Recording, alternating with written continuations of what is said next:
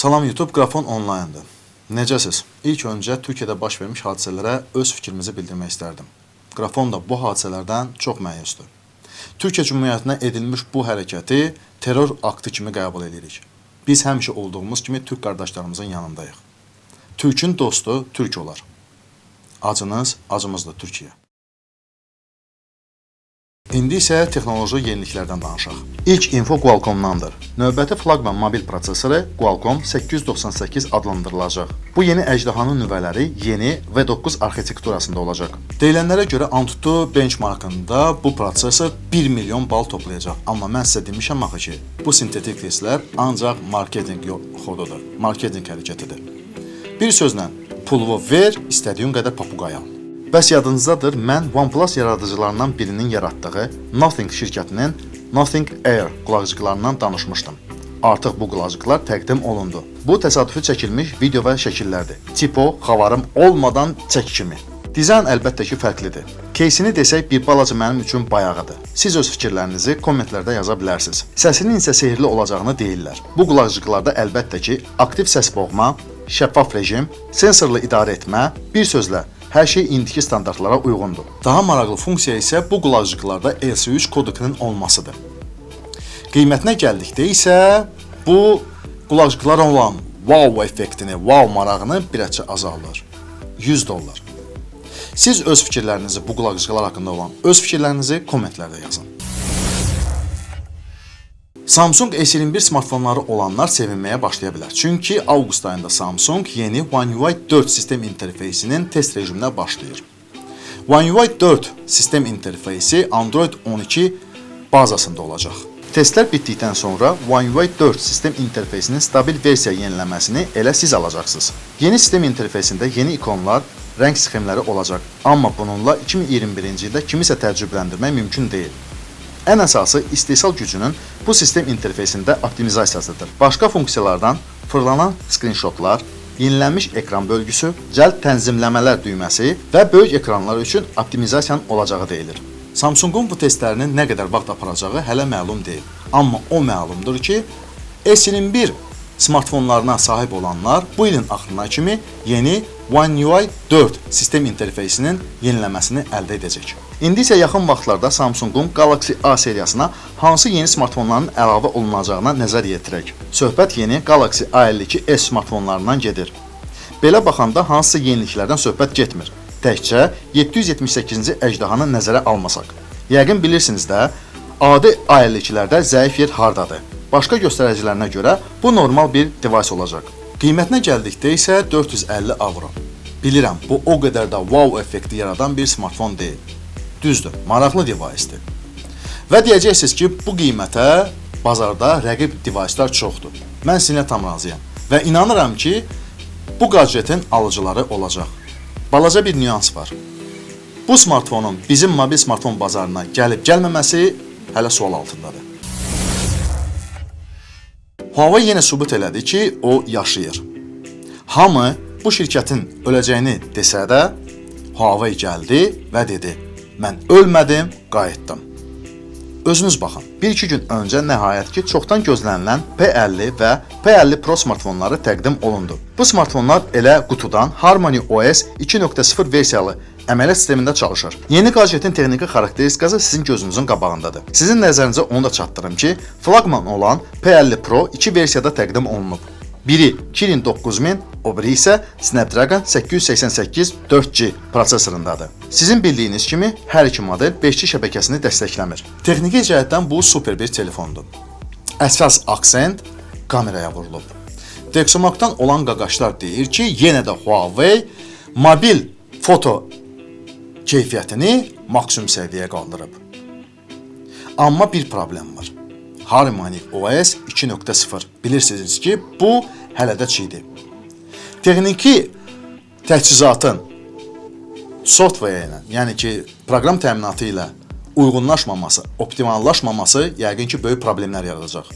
Nə bilim vallah, yaşayaq görək. Huawei smartfonlardan başqa 3 gadjet üçün nəzərdə tutulmuş naqilsiz zaryadka, uşaqlar üçün 5 megapiksellik kameralı ağıllı saat və Huawei Band 6 Pro ağıllı qolbağını təqdim etdi. Bu qolbağın əsas fərqi insan bədəninin hərarətinin ölçə bilməsidir. Maraqlıdır, bədən hərarətini bu qolbaq necə ölçəcək? Daha doğrusu, nə qədər düzgün yəni ki, belə funksiyalı qajet biz artıq görmüşük. O isə temperaturu necə istəsə göstərirdi. BBK Holdinginin şirkətləri arasında heç bir problem yoxdur. Bu holdingin şirkətləri istədiyi informasiyanı internetə sızdırır və bu infosıntını elə BBK Holdinginin şirkətinə aid olan işçilər, menecerlər yayır. Amma yenə də bir-iki info yayılıb. Bizim OnePlus 9T smartfonunu gözləməyimiz əbəsdir. Yəni ki, bu smartfon təqdim olunmayacaq. Bundan başqa heç nə dəqiqləşməyib. Nəticə olaraq düşünmək olar ki, bu il OnePlus 9T Pro modeli təqdim olunacaq. Keçən il OnePlus 8T təqdim olundu. Pro isə yox. Bu il yəqin ki, Pro modellər təqdim olunacaq. Amma ola bilər ki, OnePlus bu illəri artıq heç bir təqdimat etməyəcək. Çünki Qualcomm hələ özünün yeni prosesorlarını təqdim etməyib. Vəssalam! Texnoloji tüpqə gəlib dirəndik. Realme-də isə başqa situasiyadır. Realme konveyeri Xiaomi-də olduğu kimi çalışır. İnternetə yeni Realme 8S smartfonunun şəkilləri yayılıb. Ekran tezliyi 90 Hz, RAM-ı 6 və ya 8, 5000 mAh akkumulyator, prosesoru isə hələ anons olunmamış Dimensity 810. Mobil bazar Realme və Xiaomi smartfonları ilə doludur. Bunlar yeniliklərlə dolu yeni smartfonlar istehsal etmir. Sadəcə olaraq Realme-yə və Xiaomi-yə satış tempini artırmaq lazımdır. Buna görə də istehsal olunan bütün smartfonlar ikiz bacılar kimi bir-birinə oxşayır. Realme-nin fəxr edəcəyi yenilik Magdart adlı maksimum yenilənmiş Apple MagSafe zaryadka qadjetidir. Realme bu qadjetin Apple MagSafe-dən 440% güclü olmasını deyir. Magdart zaryadkasından smartfonlarla yanaşı ağıllı saatlar, qulaqcıqlar və hətta laptoplar istifadə edə biləcək. Rəsmi təqdimat 3 avqustda nəzərdə tutulub.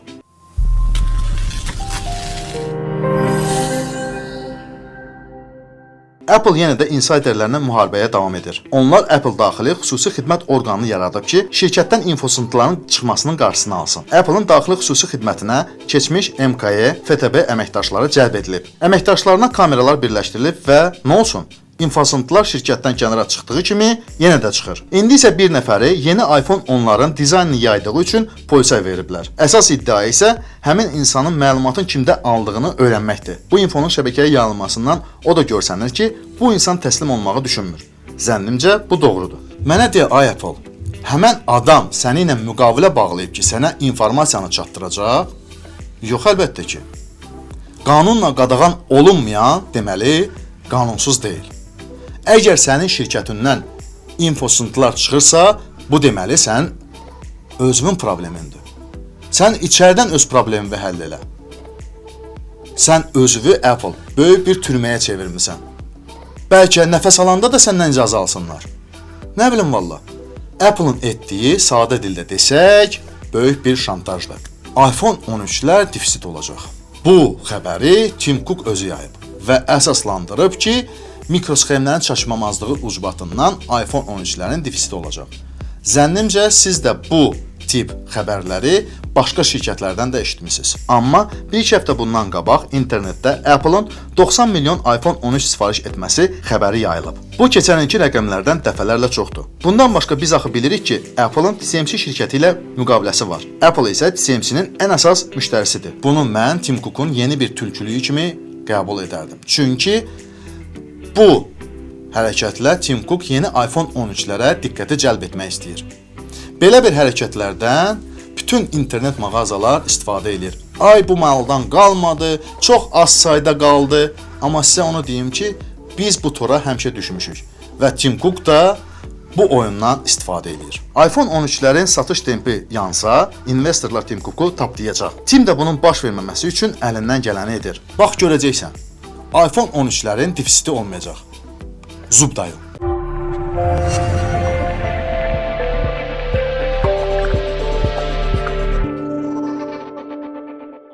Artıq payız gəlir. Şirkətlər də yay yuxusundan ayılır. İlk öncə Huawei öz təqdimatını elədi. Sonra Samsung, daha sonra isə Xiaomi və Apple. Məndə olan məlumatlara görə yaxınlarda təqdim olunacaq Mi Mix 4 qlobal bazarda təqdim olunmayacaq. Hələ ki bu Xiaomi'nin planında yoxdur. Hadisələr belə cəryan eləyəcək. Avqustun ortalarında Xiaomi'nin Çin təqdimatı, sentyabrın ortalarında isə qlobal təqdimat. Yəni Xiaomi'nin qlobal təqdimatı. Ola bilsin device'lar bir-birindən fərqlənsin. Heç bir fərq olmasa belə, ən azından device'ların naming fərqi olacaq. Yaşayaq, görək. Çində təqdim olunmuş gadjetlər barəsində biz əvvəlki videolarda danışdıq. Bizi ilk öncə şirkətin qlobal bazar üçün olan planları maraqlandırır. Məndə olan məlumatlara görə Xiaomi sentyabr ayında olan təqdimatında 3 yeni smartfon və bir planşet təqdim eləyəcək.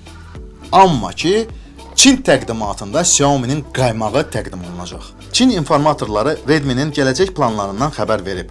Onların sözlərinə görə Redmi 2 yeni smartfon təqdim etməyə hazırlaşır. Bu gadjetlərdən biri MediaTek-dən olan Dimensity 1100 prosesorunda, digəri isə top əjdahadan istifadə edəcək. İkinci, 3 qat optik zoomdan istifadə edəcək. Başqa parametrlərinə görə bu gadjet K40 smartfonunu xatırladacaq. Ola bilsin ki, elə K40 Ultra'dan söhbət gedir. Elə düşünməyin ki, Redmi yerində sayır, xeyr. Gələn il üçün Redmi 100 wattlıq zaryadkası olan smartfon bazara təqdim edəcək. Ola bilsin ki, bu elə K50 Pro smartfonudur. Bunlardan başqa isə deyilənlərə görə Redmi qatlanlı displeyli və ekranaltı kameralı smartfonları da bazara təqdim edəcək. Bir sözlə, innovativ yenilikləri orta büdcəli segmentə Redmi təqdim edəcək. Yeni ildən danışmışkən, gəlin yeni ilin flaqmanı olan Mi 12-lərdən danışaq. iUniverse Insider'ın verdiyi məlumata görə bu smartfon Qualcomm-dan flaqman platforma əldə edəcək. Bu yeni prosesor Snapdragon 898 adlandırılacaq və yeni operativ yaddaş sistemi olan Low Power DDR5X, Samsung'dan olan 200 megapiksellik 1 inçlik fotosensorun yeni flaqmandan olması deyilir. Görəsən fotokameranı bunlar da ekran altına gizlədəcək, yoxsa yox? Vəssalam, amma yox, bir məsələ qaldı. Mən istərdim qrafona dəstək olan insanları sizə təqdim edim. Gəlin tanış olaq, Ağamalıyev. Instagram profili insta_fix00. Bu izləyicimizə dərin minnətdarlığımı bildirirəm. Qrafona dəstək olaraq öz storiesində bizim kanala dəvət paylaşıb. Bir daha Ağamalıyev insta_fix00 sizə qrafon komandası adından minnətdarlığımı bildirirəm. İndi isə doğrudan vəssalam. Kanala abunə olun, like, dislike və kommentlərinizi bizdən əsirgəməyin. Bizim sosial şəbəkələrdə olan səhifələrimizə də abunə olmağı unutmayın. YouTube'da olduğumuz üçün sizinlə sağollaşmayalım.